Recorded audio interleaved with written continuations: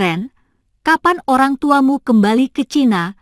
Tanpa disangka-sangka Zhao Hongyu bertanya pada Hao Ren sambil mengemudi. Hao Ren terdiam untuk beberapa saat dan menjawab, aku tidak yakin.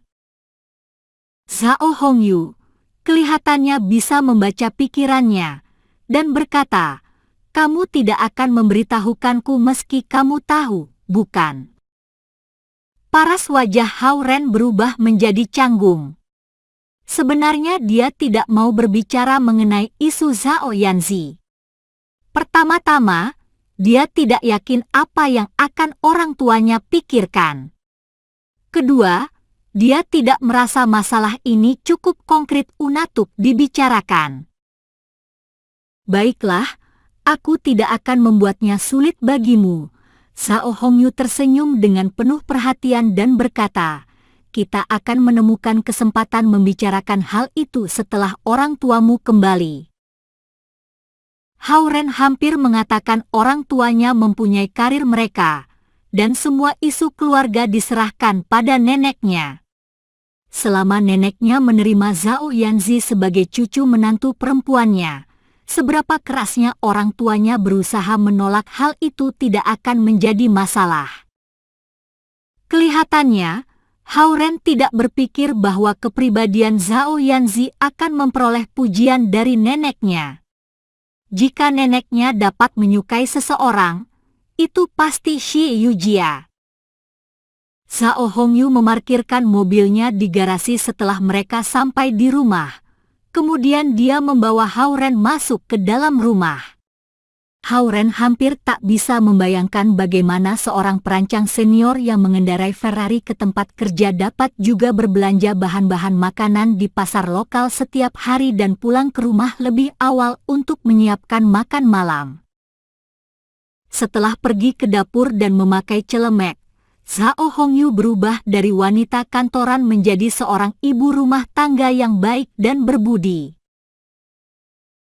Hao Ren juga pergi ke dapur untuk membantu karena dia tidak memiliki hal lain untuk dikerjakannya, dan Zhao Hongyu tidak menghentikannya. Dalam beberapa saat, Zhao Yanzi sampai ke rumah. Dengan santai dia menyapa ibunya dan Hao Ren saat dia melihat mereka di dapur, dan dia pergi ke atas untuk menyelesaikan pekerjaan rumahnya. Setelah beberapa saat, Zhao Guang juga kembali ke rumah dari kantor. Dia melihat Hao Ren di dapur membantu Zhao Hongyu. Hao Ren mencuci sayuran dan memotong daging.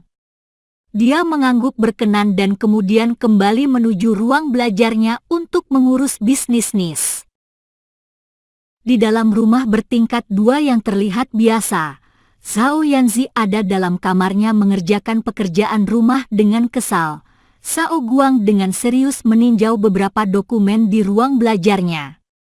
Zhao Hongyu berdiri di depan panci untuk memasak makanan, dan Hao Ren di sebelah Zhao Hongyu menyiapkan makanan. Seluruh suasana sangat harmonis seolah-olah mereka keluarga yang sebenarnya.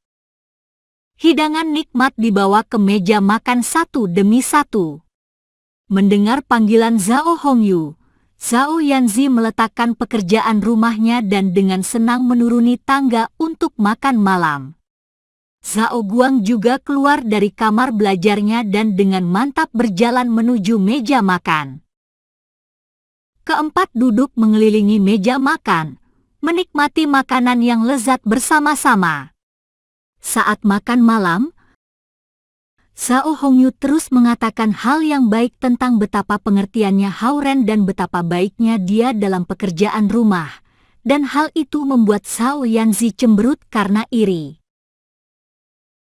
Tidak hanya Zhao Hongyu tetapi juga Zhao Guang yang mengamati Hao Ren merasa semakin lama semakin puas dengan menantu laki-laki ini yang dia telah pilih. Zhao Yanzi satu-satunya yang masih sangat memusuhi Hao Ren. Dia sangat tidak menyukai perasaan saat dia memikirkan tentang menikahi laki-laki ini yang hebat, menyanjung orang tuanya. Namun, saat dia teringat pada ketua kelas cantik di kelas Hao Ren, dia tidak bersedia memberikan Hao-Ren.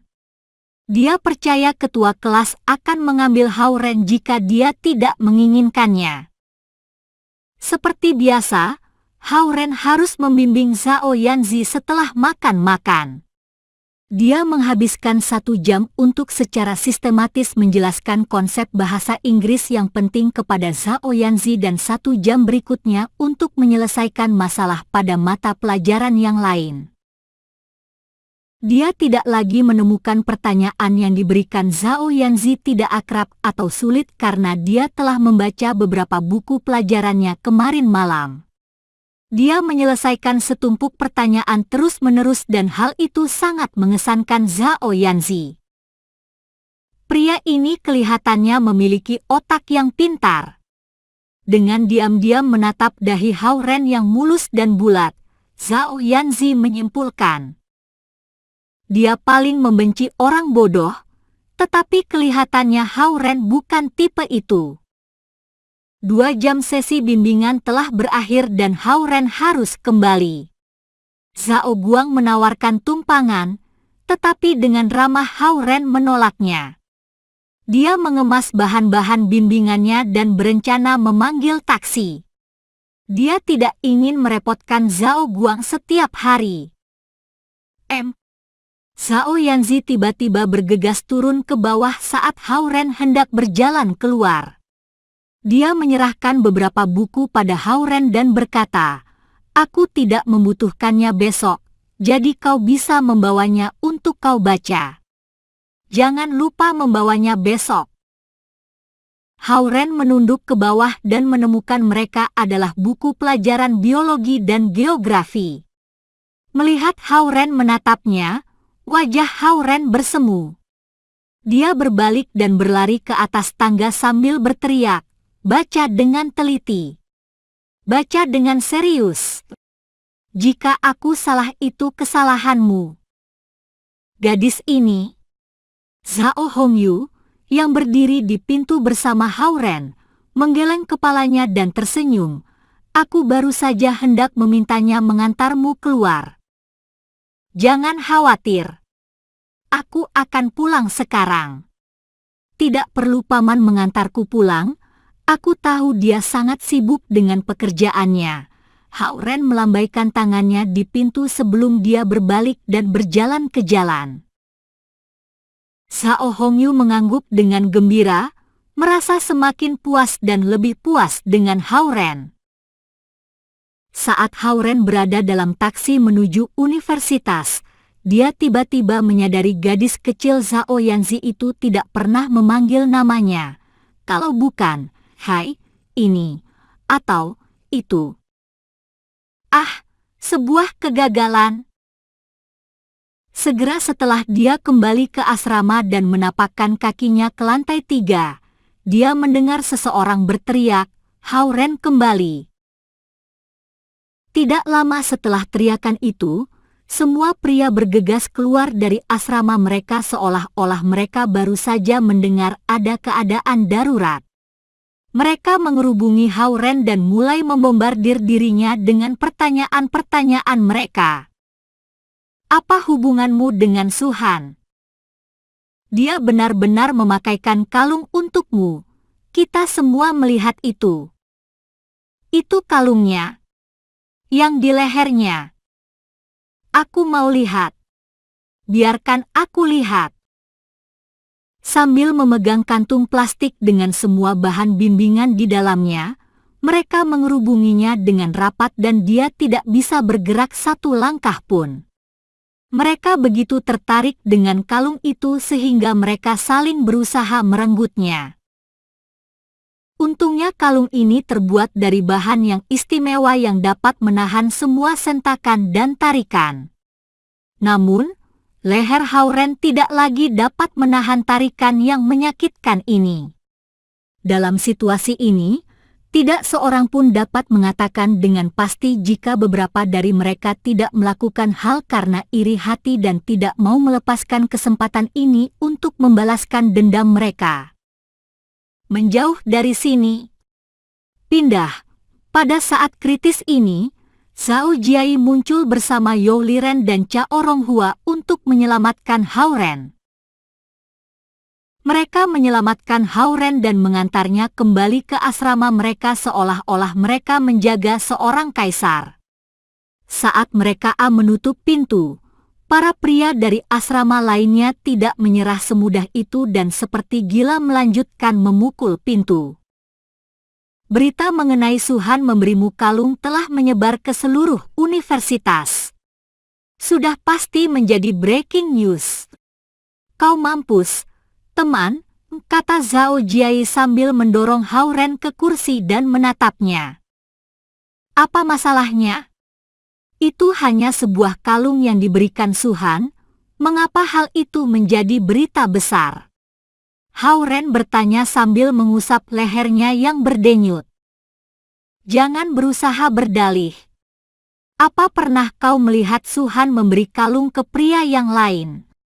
Ditambah lagi, apa kau tahu berita yang terbesar? Zhao Jiai tiba-tiba menunjukkan senyuman yang terlalu terang. Huang Sujie telah mendengar berita ini, dan dia sangat marah. Kelihatannya bangsat itu sangat menyukai Su-han, dia berteriak. Dia mengaitkan tangannya ke leher Hao Ren dan bersorak, pekerjaan yang baik, Ren. Kau berlari lebih cepat darinya, dan kamu lebih hebat lagi mendekati gadis-gadis daripada Nyanya. Melihat pandangan yang luar biasa gembira dan kemenangan di wajah Zhao Jiai, Hao Ren tidak tahu hendak berkata apa. Su-han adalah sepupu jauhku, kemungkinan tidak ada seorang pun yang akan mempercayai penjelasan seperti ini sekarang. Pikirnya, si cantik Su-han, si Ayu Su. Aku tahu kau tidak pernah peduli pendapat atau pikiran orang lain, tapi tolong jangan melemparkanku ke dalam api. Buka pintunya, Zhao Jiai. Ini aku, Yurong. Yurong yang berasal dari ruang 303 di seberang aula, menggedor pintu dan berteriak dalam waktu yang bersamaan. Kita ini saudara. Jangan tutup pintunya. Biarkan aku masuk untuk mengetahui kebenarannya. Kami tidak akan membuka pintunya. Zhao Jiai berteriak dari balik pintu. Kami tidak membuka pintu bagi siapapun hari ini. Jika kau ingin tahu, tanyalah besok. Zhao Jiai melanjutkan berteriak saat mendengar mereka terus menggedor pintu. Baik. Baik. Pulanglah. Jam 8 besok pagi ruangan 302 akan mengadakan konferensi pers. Saat itu, kami akan menjelaskan semuanya dengan jelas. Masih ada banyak suara-suara di luar saat mereka mendengar kata-kata Zhao Jiai. Namun semua pria di luar benar-benar membubarkan diri setelah memperoleh jawaban. Lorong-lorong asrama masih dipenuhi dengan diskusi tentang kejadian itu, tetapi secara keseluruhan situasinya mulai mereda. Pengawas wanita asrama akhirnya merasa lega karena dia baru saja akan memanggil petugas keamanan untuk mengontrol situasi tersebut. Kita semua ada di ruang asrama yang sama, Ren. Beritahu kami kebenarannya, apa hubungan antara Su-han dan kau? Zhao Jiai menghadap Hao Ren dan bertanya pada saat suara-suara di luar itu berhenti. Cha Oronghua dan You Liren juga menarik 2 kursi dan duduk di seberang Hao Ren. Mereka berdua dan Zhao Jiai mengelilingi Hao Ren dan hendak memulai interogasi. Su-han adalah saudara sepupu jauhku, Hao Ren berkata dengan pasrah. Mengapa kau tidak pernah menyebutkan hal ini pada kami sebelumnya? Zhao Jiai segera mencium kebohongannya dan bertanya. Hao Ren berpikir sebentar dan berkata, aku juga baru saja mengetahuinya. seorang kerabat datang dari luar negeri dan mentraktirku makan. Zhao Jiai menaikkan tangannya dan berkata, "Baik, baik. Alasan ini sudah kadaluarsa. Bagaimana mungkin kau memiliki begitu banyak kerabat? Apa kepala sekolah kerabatmu juga?" Hao Ren tidak dapat menjawab tetapi tersenyum pahit. "Wakil kepala sekolah entah bagaimana memiliki hubungan denganku, dan kau mendapat setengahnya benar," pikirnya. Tentu saja, Zhao Jiai dan yang lain telah mengenal Hao Ren selama 2 tahun dan pastinya tidak akan berpikir Hao Ren berasal dari keluarga yang kaya dengan latar belakang yang penting. Zhao Jiai berpikir sebentar dan berkata, "Bagaimanapun juga, faktanya banyak orang melihat Suhan memakaikan kalung padamu. Meskipun dia sepupumu, orang-orang tidak akan mempercayainya. Yang paling baik bagimu adalah tetap diam dan menerima gosip dan klaim-klaim yang meragukan itu, atau kau akan menciptakan lebih banyak kesalahpahaman." Dia melanjutkan menganalisa, situasinya sekarang ini adalah kecuali Suhan menjelaskan sendiri semuanya, mereka tidak akan mempercayai apapun yang kau katakan. Yap. Cha Oronghua dan Yoliren yang berdiri di sebelah Zhao Jiai dan setuju dengan apa yang dia telah katakan. Tidak mungkin Suhan akan mengklarifikasi kekacauan ini untukku. Aku ragu dia akan peduli meskipun api membakar rumahnya selama tidak berpengaruh pada kultivasinya, pikir Hao Ren. Jadi, mari mengumumkan ini besok. Kau dan Suhan berhubungan baik, tetapi tidak persis seperti yang mereka pikirkan. Bagian yang terpenting dari pernyataan ini adalah untuk membuat Huang Sujie marah. Setelahnya, jika kau mendapat kesempatan mentraktir Suhan makan malam, kami juga akan ikut dan mengenalnya. Zhao Jiai melanjutkan dengan perlahan-lahan memberi saran. Sialan, itu tujuan kalian, bukan? Hao Ren mengerti apa yang terjadi saat dia mendengarkan sampai akhir. Baiklah, nanti kita akan membicarakan mengenai mentraktir Suhan makan malam. Zhao Jiai tidak mau mengagetkan Hao Ren dan cepat-cepat menambahkan. Hao Ren melihat mereka dan tahu ketiganya mempunyai tujuan yang buruk. Lagi pula, mereka ingin menggunakan hubungannya untuk mendekati Suhan. Namun, Hao Ren ingin melihat Huang Sujie frustasi. Dia juga mengerti mengapa Huang Sujie memprovokasinya sebelum pertandingan atletik. Fakta bahwa Suhan memanggil Hao Ren ke kantornya menimbulkan kebencian yang hebat Huang Sujie. Kamu pikir sebagai anak wakil wali kota, kau dapat mengejar Suhan? Kau pikir Suhan hanya seorang dosen biasa, pikir Hao Ren. Dia tahu banyak siswa tahun ketiga dan tahun keempat yang telah mengejar Suhan dengan terang-terangan atau secara pribadi. Dia juga tahu ada beberapa siswa tahun pertama dan kedua yang terobsesi pada diri sendiri dan memiliki latar belakang keluarga kaya, yang juga ingin mengejar Suhan. Lagi pula, Suhan cantik dan dari dunia lain.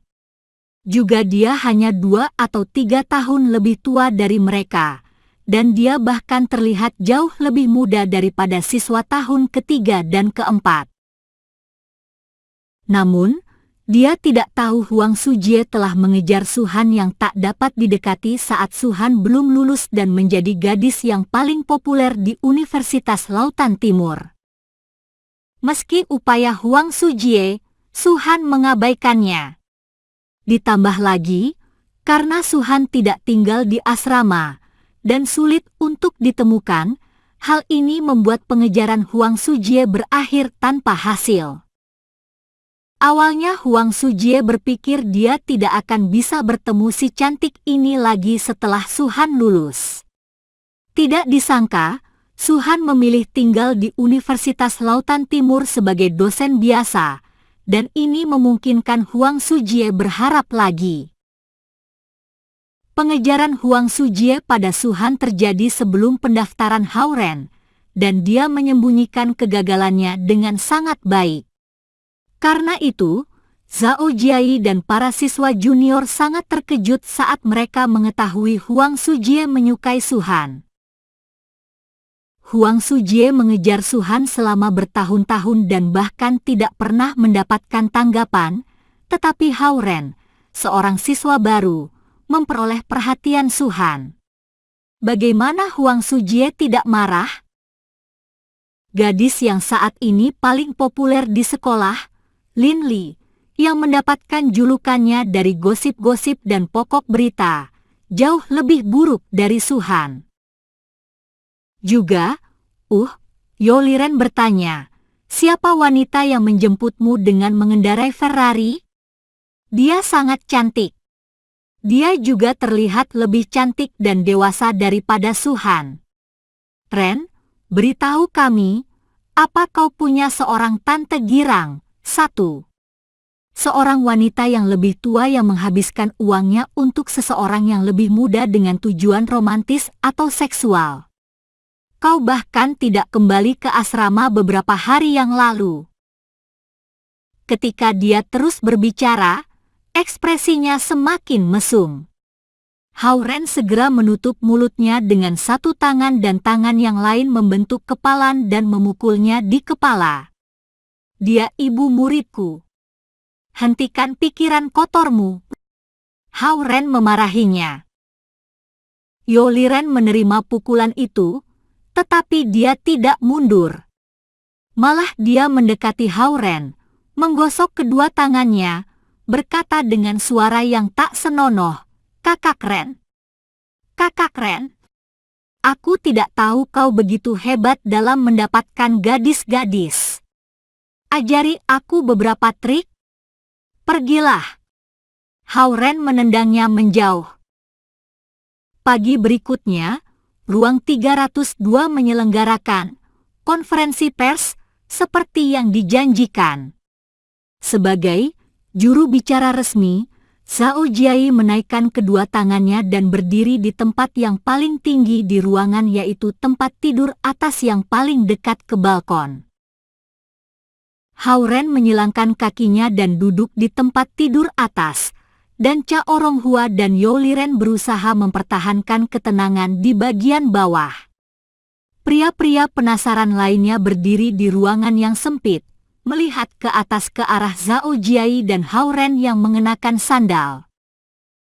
Konferensi pers apa ini? Tidak masalah bagaimana seseorang melihatnya. Adegan ini mirip dengan pekerja imigran yang berkumpul meminta gaji mereka.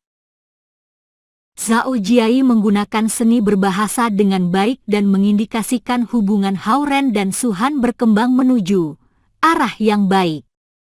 Dia juga menarik emosi para pria dan berkata jika Hao-Ren dan Suhan berhubungan baik, Suhan akan sering datang ke asrama, terutama lantai 3.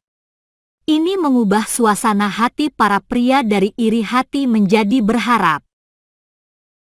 Terlebih lagi, konferensi pers memiliki akhir yang sempurna, dan suasana asrama nomor 7 berada dalam harmoni yang baik. Walhasil, para pria entah mencuci mukanya, menggosok gigi atau kembali ke kamar mereka untuk tidur. Keempat orang dalam ruang asrama Hao-Ren pergi ke kelas bersama-sama karena hari ini hari Kamis. Setelah matematika lanjutan, saatnya kuliah Suhan tentang proses sinyal optik lemah. Dibandingkan dengan sebelumnya, para pria semakin bersemangat hari ini karena mereka ingin menyaksikan bagaimana Suhan memperlakukan Hao-Ren. Namun, mereka kecewa, Suhan sama dinginnya seperti sebelumnya dalam perkuliahan selama 2 jam itu dan tidak membuat kontak mata sedikit pun dengan Hao-Ren. Setelah memberi kuliah, Suhan membereskan catatannya dan pergi seperti biasa. Si gunung es cantik masih dingin juga. Kau sangat luar biasa mempunyai kemampuan mendekati orang sepertinya. Yo Liren memberi Hao Ren jempol, dan Zhao Jiai dan Cao Ronghua juga mengaguminya. Pada saat mereka membereskan buku-buku pelajaran mereka, ketua kelas Xie Yujia berjalan ke arah mereka dan meletakkan sesuatu di atas meja Hao Ren. Hao Ren mengangkat dan melihatnya. Itu sebuah amplop. Hati Yo Liren berdebar kencang saat dia berdiri di sebelah Hao Ren. Oh Tuhanku! Tidak mungkin! Keberuntungan bunga pik Hao Ren berkembang. Ketua kelas juga memberi Hao Ren surat cinta. Dunia seperti apa yang kutinggali ini, pikirnya. Hao Ren bahkan tidak berpikir ke arah itu. Sementara bingung, Hao Ren membuka amplop itu di depan Xie Yujia dan mengeluarkan selembar kertas. Hanya ada beberapa kata di atasnya. Sampai ketemu di lapangan jam 8 malam, Huang Sujie. Tinggi tidak dapat menahan kedinginan adalah peribahasa Cina yang berarti semakin tinggi status sosial seseorang, teman sejati yang ia miliki akan berkurang